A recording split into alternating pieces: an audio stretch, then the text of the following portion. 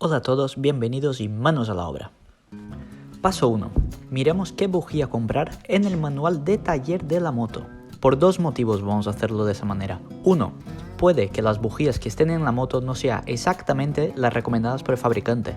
Y 2. También nos dirá el ajuste que hay que hacer a la bujía antes de instalarla.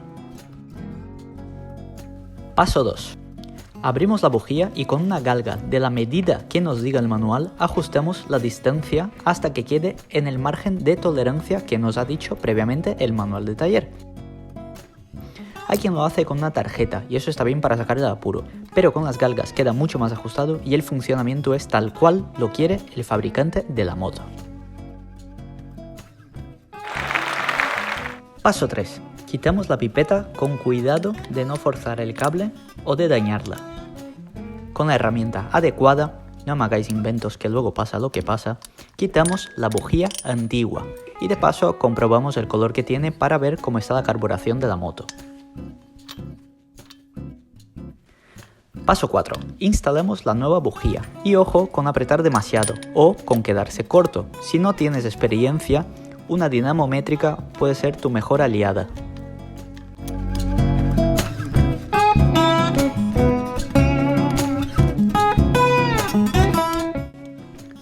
Volvemos a instalar la pipeta y montar lo que haga falta y ya estaría todo hecho.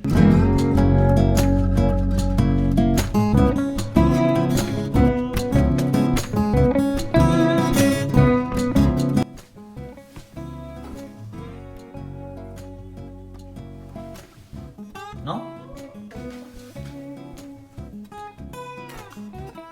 No.